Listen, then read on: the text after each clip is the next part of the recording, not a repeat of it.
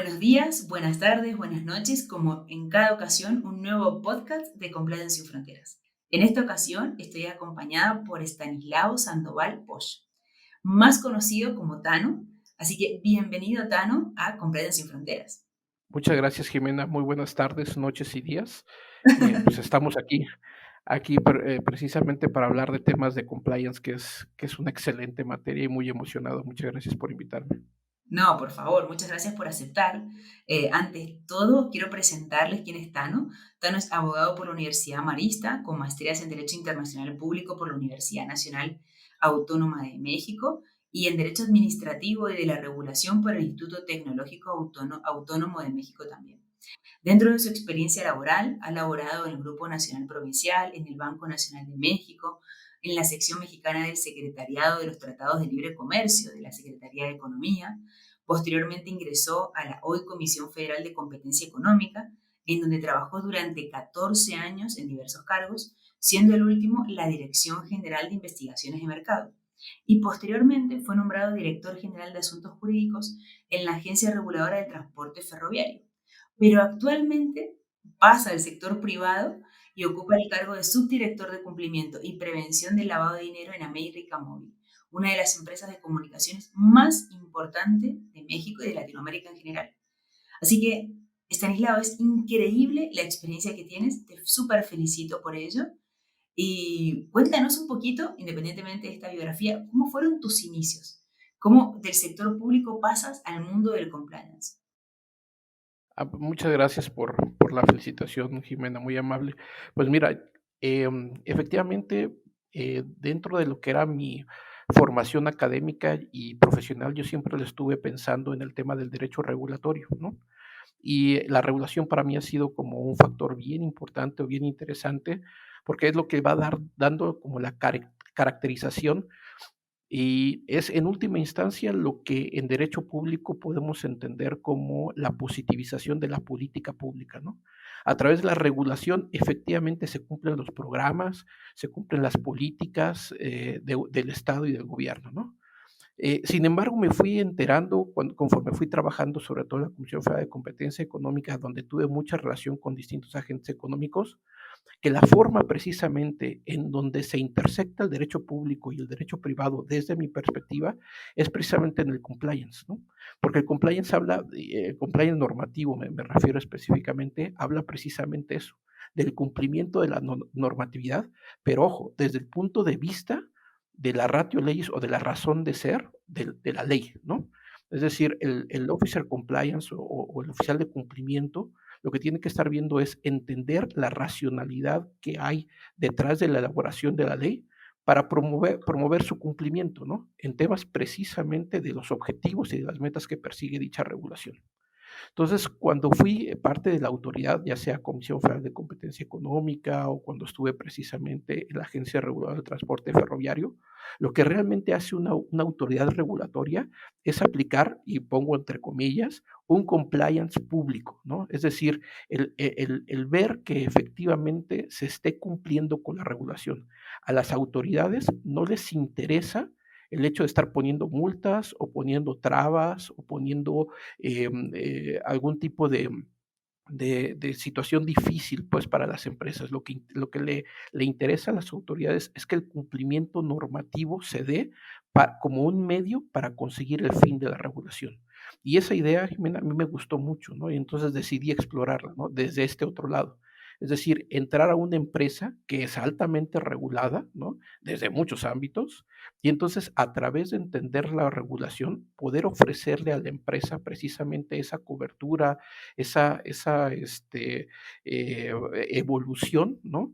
Para crear una verdadera cultura de cumplimiento en función, no nada más del checklist, ¿no? De cumplir con un artículo legal, sino más bien de cumplir con el espíritu de la ley. Si nosotros cumplimos con el espíritu de la ley, pues entonces tenemos un buen compliance. Bueno, no puedo más que estar asombrada en realidad de la experiencia que tienes y de esta visión que tienes del sector público, ¿no? Es fundamental. Y, y en ese punto, escuchándote, y uno de los temas que queríamos tratar en este podcast es el rol que tiene la auditoría en relación a compliance, ¿no? Es decir, cuáles son los límites entre las funciones del oficial de cumplimiento y las auditorías internas. Mi experiencia es que en muchas empresas el área de compliance surge de auditoría y en otros casos surge de jurídico y ahí así múltiple casuística, ¿no? Ahora, no en todas las compañías existen puestos distintos para la oficina de compliance de la de auditoría interna. De hecho, las más pequeñas, y en algunos casos me he encontrado con empresas en Centroamérica muy grandes, no pueden permitírselo, ¿no? Entonces, América Móvil es una multinacional y además cotiza en bolsa. ¿Cómo se ha planteado el caso de la estructura y la misión de cada una de estas dos funciones, no? Ahora bien, el plan de trabajo anual, los objetivos y la división de tareas se plantea conjuntamente o precisamente para no precondicionar la conducta de otros, operan a través de las llamadas Chinese Walls. ¿Cuál es la dinámica que se ha implementado? Sin dar demasiados detalles sobre la estructura de América Móvil, pero sí, ¿cuál es tu visión en este punto, no? Es bien, bien interesante la forma en que se aborda un compliance en una multinacional. En América Móvil, el tema de crear precisamente la oficialidad de cumplimiento es reciente, ¿no? Estamos hablando de que este esfuerzo no tiene más de 3 años, ¿no? Y ellos no significa que no se hicieran labores de compliance en las distintas sociedades o filiales de América Móvil en los distintos países, sino que, como bien dices, cada elemento, cada compliance o a veces esbozos de compliance se hacía de manera como un poco intuitiva, ¿no? Para cada una de las subsidiarias, ¿no?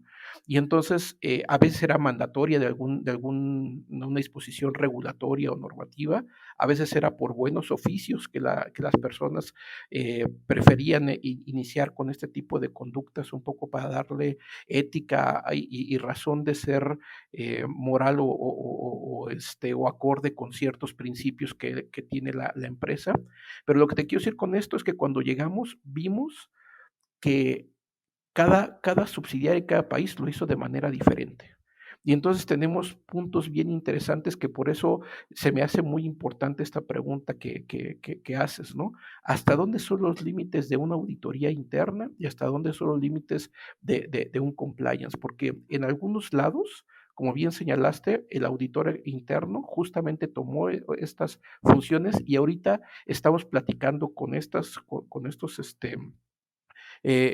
estas direcciones, con estas partes de las empresas, precisamente para entender cómo es que ellos establecieron estos controles normativos y hasta dónde son ellos y hasta dónde somos nosotros, ¿no? En ese sentido, lo que te puedo decir es que nuestra principal visión para poder ver dónde están las facultades o dónde están las responsabilidades de cada uno de ellos se establece en un diagrama que a lo mejor ya todo el mundo conoce, que es el tema de las líneas de defensa, ¿no? Entendemos que existen 3 líneas de defensa. La primera es precisamente las áreas operativas, que son los que día a día están en contacto con los riesgos, con la operación, con lo que hace o con lo que puede generar algún tipo de riesgo para las empresas, ¿no?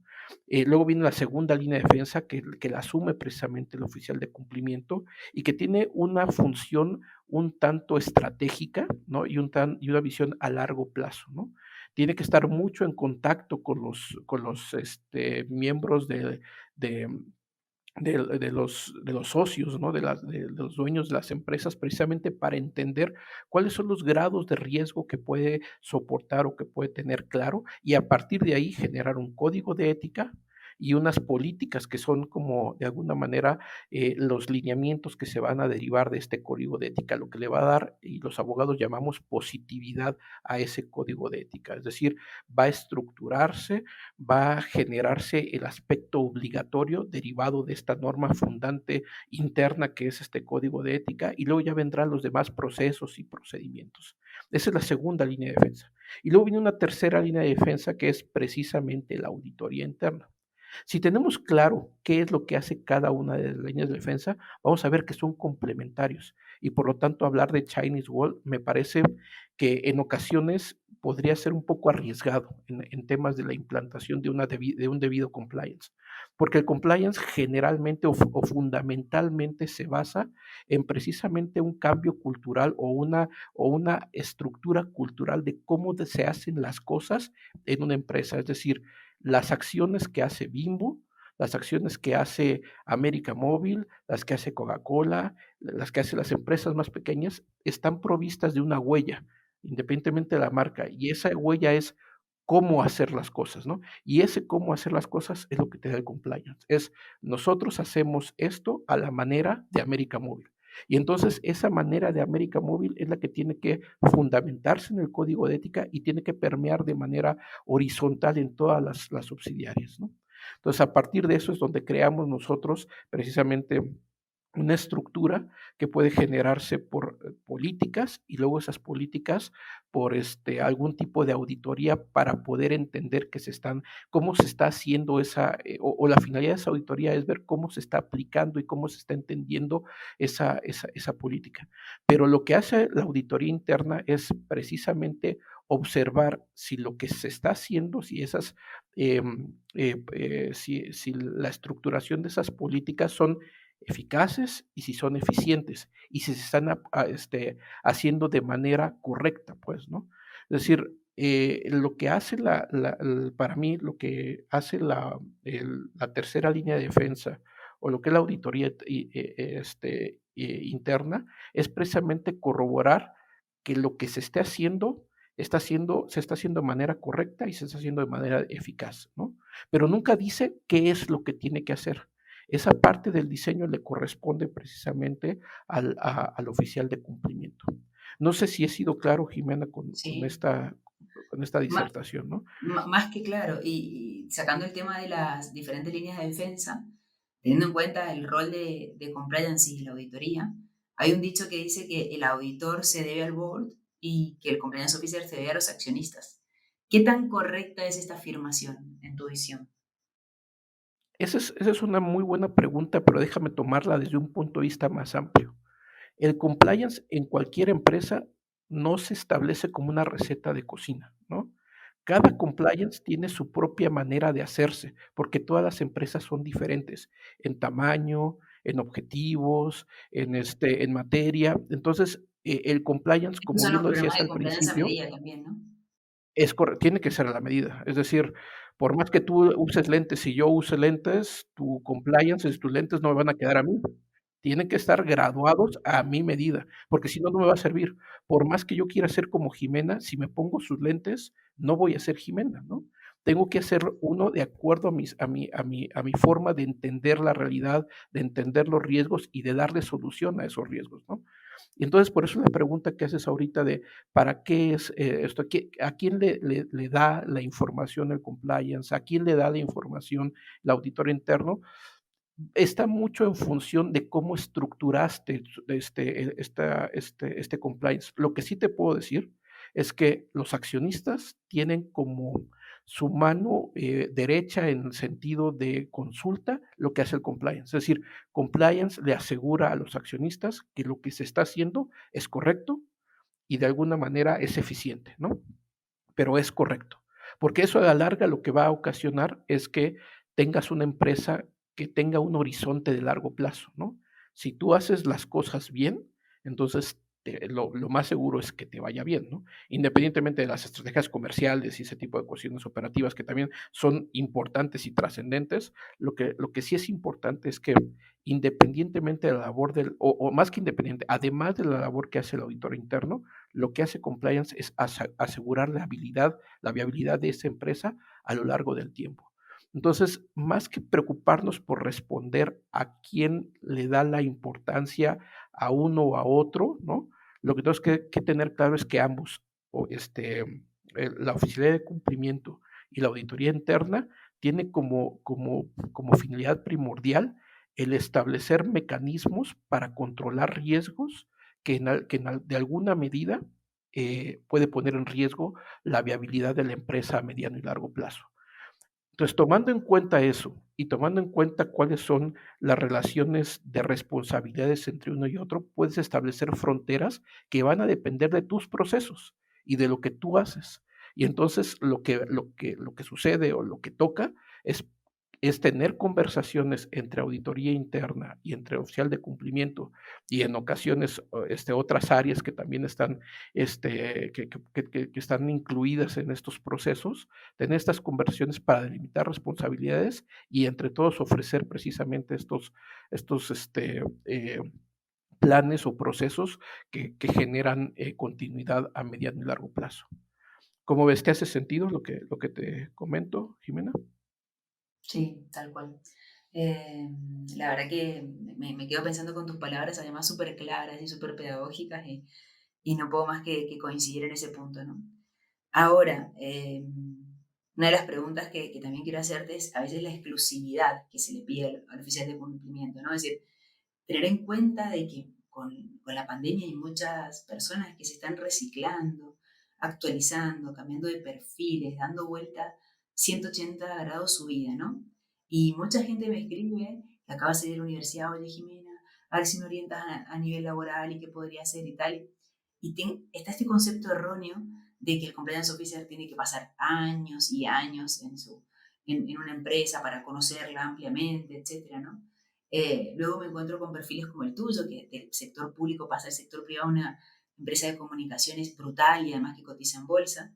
Yo he trabajado como externa en grandes empresas eh, de diferentes sectores, entonces esta idea de que el auditor interno puede trabajar hoy en una multinacional alimentaria y mañana ser auditor de farma con márgenes temporales de adaptación mínimos y paralelamente un compliance officer que no, que necesita, dicen, lustros y diseños en una industria para consolidar sus conocimientos.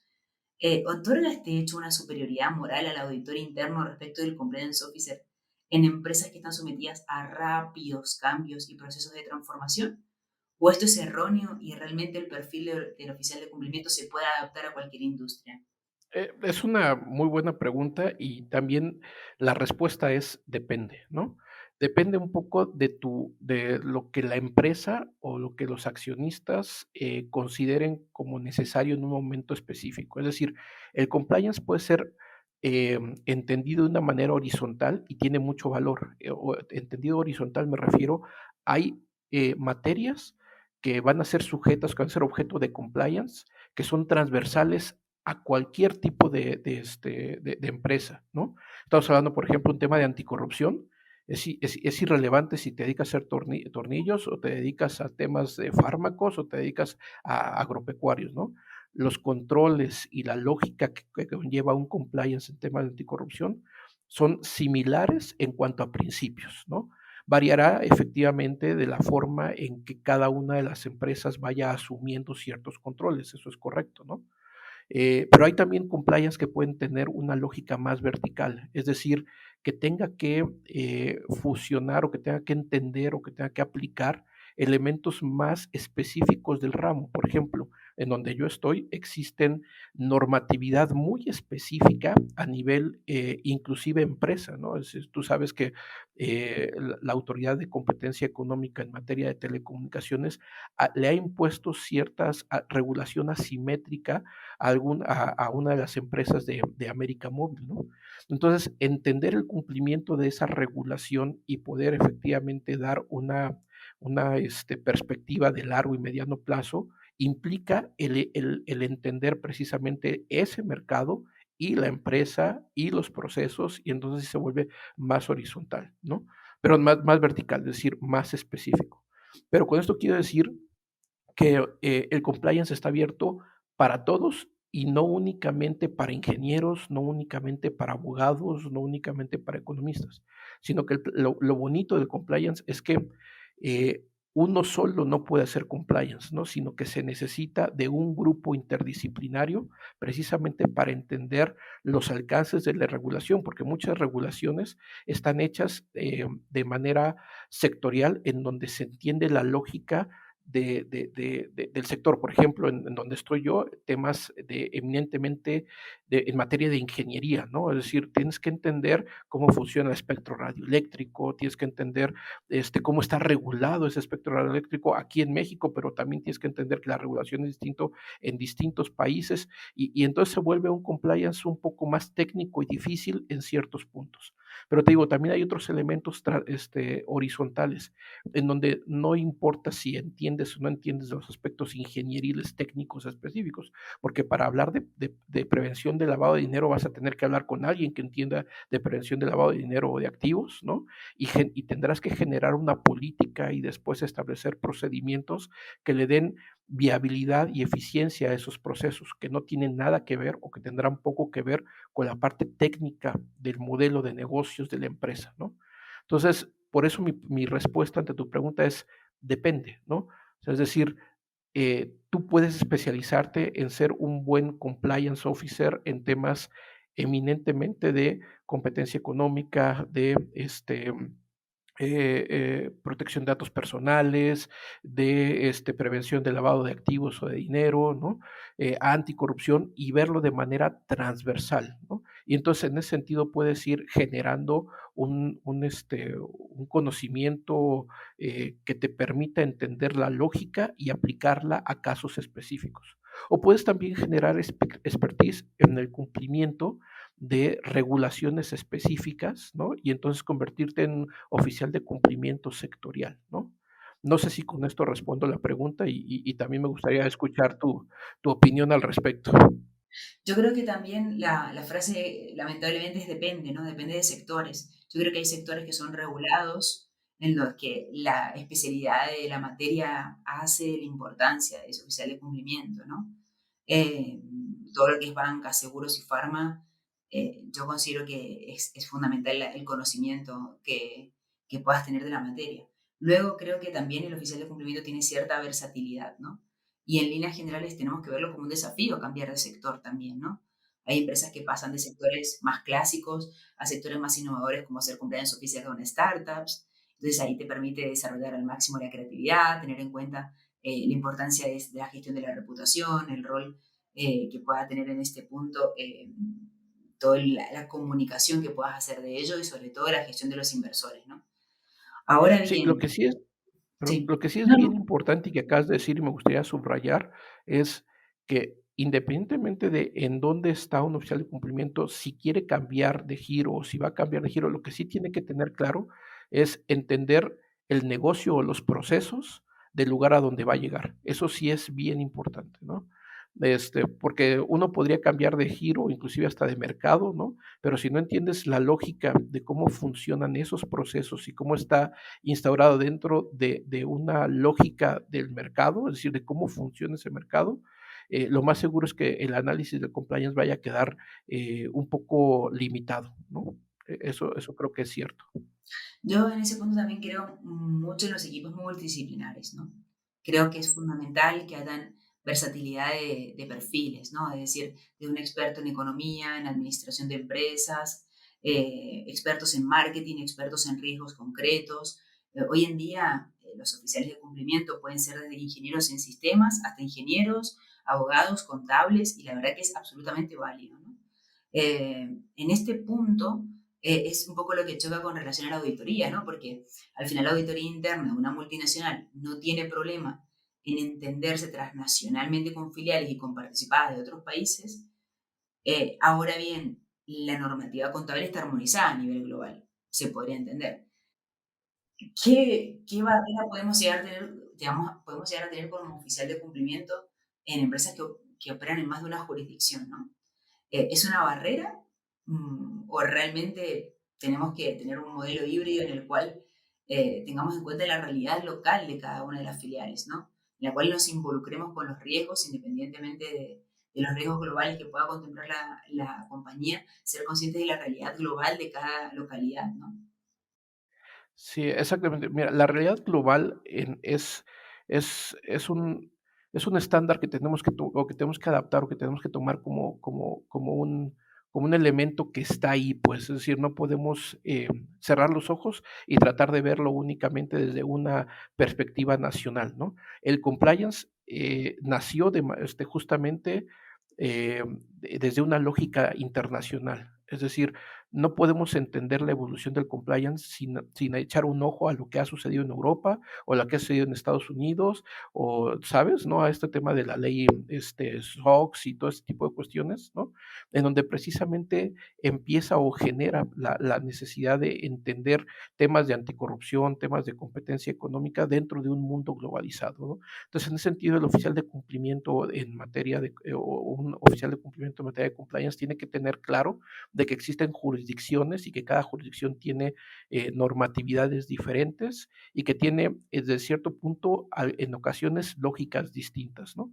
Pero eso no debe entenderse como una limitación para el oficial de cumplimiento, sino que al contrario, lo que el oficial de cumplimiento tiene que generar son equipos de trabajos con expertos locales que puedan precisamente generar o coadyuvar a un programa de cumplimiento específico creado desde la lógica del oficial de cumplimiento de una empresa. No sé si me explico. Es decir, el oficial de cumplimiento es el que pone la línea, el que genera, claro, todo esto con apego a los lineamientos que genere la alta dirección, ¿no? En ese sentido, pero genera como, digamos, una política, una norma que debe de entenderse a nivel transnacional. Y será en cada una de las regiones la habilidad del oficial de cumplimiento de allegarse o de reclutar personas o de trabajar con personas que conozcan la especialidad de la materia y generar vínculos comunicantes entre regulaciones locales y la política o el código de conducta que generan precisamente un programa integral de cumplimiento, ¿no? Entonces, el oficial de cumplimiento no debe ser un experto en todas las legislaciones de todas las materias de todo el mundo. Lo que sí debe ser es un buen facilitador que crea equipos de trabajo multidisciplinarios con distintas especialidades y debe ser lo suficientemente talentoso para que estos equipos de trabajo puedan crear verdaderos compliance que sean transnacionales, ¿no? Pero que también garanticen el cumplimiento local. Sí, tal cual. Y en ese punto también valerse de equipos, como decía, multidisciplinarios para lograr entender esta realidad, ¿no? Este punto es fundamental, ¿no? Así es. No es una barrera, todo lo contrario, es un gran desafío, pero tener en cuenta la realidad local es fundamental. Tano, Por antes de... eso, Sí, pero nada más acotar, por eso es bien interesante el perfil del oficial de cumplimiento, que más que un rector, es algo así como un coach, ¿me explico? Como un líder que tiene que ir, en ocasiones visualizando, y midiendo termómetros en cada una de las regiones o en cada uno de los países donde se va aplicando de manera específica una política, ¿no? Por ejemplo, nosotros aquí en América Móvil tenemos una política en materia de prevención de datos personales, pero también tenemos una regulación bien fuerte aquí en México del tema de protección de datos personales, que si bien tiene la misma lógica de una normatividad, por ejemplo, argentina en este mismo tema, sí va a ser diferente en cómo es que la regulación va a tratar de manera distinta estos temas, ¿no? Entonces, el oficial de cumplimiento tiene que tener claro cuál es la manera en que América Móvil va a ser el tema o va a generar temas de protección de datos personales para que sea aplicable tanto en Argentina como en México, ¿no? Va a ser una sola manera, pero no tiene que descuidar el cumplimiento normativo en cada una de las regiones, ¿no? Pero al mismo tiempo sí debe generar una sola forma de trabajo, una sola política, una única forma de cómo hacer las cosas, porque al final del día eso es lo que hace el oficial de cumplimiento, ¿no? Da esta huella de cómo hacer las cosas, ¿no? Cumpliendo con cada uno de los países, que no es tarea fácil, ¿no? Pero sí es muy divertido. la verdad que el rol de liderazgo es clave, ¿no? Clave en relación a las terceras partes con los que se vincula, al resto de trabajadores, a la alta dirección, a los responsables de otras áreas, ¿no? Y de hacer que esta cultura de compliance al final estén todos inmersos, ¿no? Que no se entienda que compliance es solamente el compliance officer, ¿no? Sino que lo que siempre decimos, generar trabajadores influencers, ¿no? Comprometidos con la cultura de compliance, que colaboren activamente, que se permeabilicen en toda la organización y que a partir de allí se pueda considerar hasta desde una ventaja competitiva hasta una gestión correcta de los riesgos a través de la comunicación continua que hacen los trabajadores en el canal ético, por ejemplo, ¿no? Entonces, eh, creo que el rol de liderazgo es clave, ¿no? Sí, porque además acabas de tocar temas bien interesantes, ¿no? Es decir, un officer compliance tiene que ser al mismo tiempo un líder de cambio cultural, por lo tanto, estar comprometido con los temas pedagógicos de cómo hacer llegar estas ideas hasta los trabajos más operativos que sean posibles, ¿no? Pero también tiene que ser muy inflexible para tocar temas como, por ejemplo, estas líneas de denuncia, ¿no? Y entonces ser como muy tajante para ciertas resoluciones, ¿no? Y tener claras las consecuencias que pueden generarse por haber roto algún tipo de política, ¿no? Entonces, en ese sentido, el oficial de cumplimiento tiene que tener un grupo muy sólido, muy fuerte, que lo apoyen para todas estas cuestiones, ¿no? De comunicación efectiva, pero también de llevar procesos ágiles y que sean muy trazables y poder llegar a conclusiones específicas, pero también tiene que crear todo un cuerpo normativo que son las políticas, ¿no? Entonces, este oficial de cumplimiento genera o tiene que asumir varios roles que, ojo, no es que él los tenga que desarrollar solo, ¿no? Sino que él debe coordinar precisamente a su equipo de trabajo que tiene ciertas características para que sea como una orquesta, ¿no? Donde en ocasiones se ponga cierta fuerza en cierta parte de instrumentos, pero en otra parte, en otros instrumentos. No sé si soy claro. Sí, sí, sí, totalmente, y coincido al 100%. Y hablando de estos desafíos y este liderazgo que debe tener el oficial de cumplimiento, y con toda la experiencia, Tano, que tienes detrás, ¿qué consejo le darías a alguien que se está iniciando en materia de compliance? O alguien que se está reciclando, que está haciendo un cambio en su vida porque se encuentra con 50 años, 60 años y que hace 20 o 30 años hace lo mismo y que, oye, mira, compliance me interesa, he litigado toda la vida o he sido abogado de empresa toda la vida y me interesa incursionar en el mundo del compliance y tal, que es válido y es absolutamente real lo que está ocurriendo. ¿Qué consejo le darías de tu experiencia? Sé que es una pregunta muy amplia, ¿no? Pues sí, y bueno, así como dar consejos es un poco comprometedor, pero lo que sí puedo decirle es que uno tiene que creer en lo que, en que lo que está haciendo es realmente importante desde la empresa, ¿no? Y creérsela de que efectivamente un verdadero compliance cambia las sociedades en donde están las empresas, ¿no? Si no crees en esa premisa, lo más seguro es que no vayas a ser un buen officer compliance, ¿no? Vas a hacer un checklist, eso sí vas a hacerlo quizá muy bueno, ¿no? En establecer ahí controles para cumplir con determinados obligaciones legales, ¿no? Pero no vas a llegar precisamente a lo que es el Officer Compliance. Es decir, creer que en tus manos está el cambiar cierta parte de cómo funciona la sociedad en la que tu empresa está involucrada, ¿no?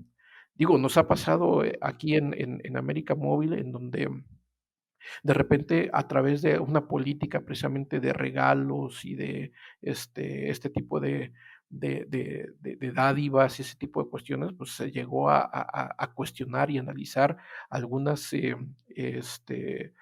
actividades que tenían que analizarse desde un punto de vista más general, pues, ¿no? Y llegamos a hacer realmente cambios en decir, oye, pues mira, en vez de recibir regalos de Navidad, ¿por qué no mejor realizamos estos otros procedimientos, ¿no? En vez de dar estos regalos de Navidad, ¿por qué no mejor realizamos estas otras actividades, ¿no? Y entonces ha habido cambios reales en las sociedades en las que nos involucramos. Entonces, son esas cosas que tenemos que tomar en consideración como sociedad de cumplimiento, es creérnoslas. Y segundo, lo que sí podría decir es ser súper curioso, ¿no? Eso, la curiosidad es bien importante, ¿no? Curioso en el sentido de, a ver, ¿por qué se está haciendo esto de esta manera? ¿Cuál es la racionalidad? Porque uno muchas veces llega con una forma distinta de ver las cosas, pero las cosas también se hacen por algo, ¿no? Entonces, cuando uno entra a esa curiosidad y es suficientemente humilde para poder llegar con un área y poder cuestionarlos desde la humildad, ¿no? Desde el de, oye, yo no conozco cómo haces esta chamba, pero sí me gustaría entenderla para ver cómo puedo generar estos procesos y blindarte y darte una mejor perspectiva de tu crecimiento profesional, las cosas cambian solitas, ¿no? porque entonces empiezas a trabajar en equipo y realmente el compliance entra a los procesos, ¿no? Si uno llega y sin la curiosidad, ¿no? Llegar a determinar, no, esto tiene que ser así desde este momento y se acaba la manera de hacerse, pues es como si llevaras un coche a 100 kilómetros por hora y de repente quieres dar vuelta en uno, te vas a voltear, te vas a volcar, así no funciona. Tiene que ir dando la vuelta poco a poco, ¿no? Entendiendo por qué se está haciendo las cuestiones y cómo se puede mejorar desde poco a poco, o sea, desde el propio procedimiento, desde la propia actividad, ¿no? Por eso el oficial de cumplimiento tiene que ser, eh, muy ordenado en los procesos, ¿no? O sea, entender procesos para poder administrarlos y mejorarlos. No sé si sirva para la pregunta que hiciste, Jimena. Yo pienso que la curiosidad es buena en todos los ámbitos de la vida, la verdad. No solamente en el ámbito como compliance officer, ¿no? Creo que es importante ser curioso. Tano, muchísimas gracias. Han sido 35 minutos más que productivos, más que enriquecedores. Muchísimas gracias por transmitirnos tanta información, tantas experiencias tan valiosas desde ya. Muchísimas gracias. Estoy segura que para los suscriptores y suscriptoras de Cumpleaños y Fronteras será más que interesante, más que enriquecedor. Así que muchísimas gracias. No, pues, al contrario, más bien agradecido soy yo por permitirme, rebotar estas ideas contigo, ¿no? Y también, bueno, pues, quedo abierto a cualquier comentario y sugerencia que pueda hacer los suscriptores y estoy a la orden. A través de la plataforma pueden así generar un debate, participación, es decir, están abiertos los comentarios para que así sea. Yo creo que es muy interesante, creo que es un tema súper interesante para debatir, para poner sobre la mesa. Te agradezco muchísimo que lo hubieras propuesto, la verdad. Así que muchísimas gracias. En serio, ojalá algún día podamos conocernos luego de que pase esta pandemia y agradecerte personalmente, pero muchísimas gracias por este ratito juntos. Así será, Jimena, al contrario, muchas gracias a ti. Un abrazo grande. Hasta luego.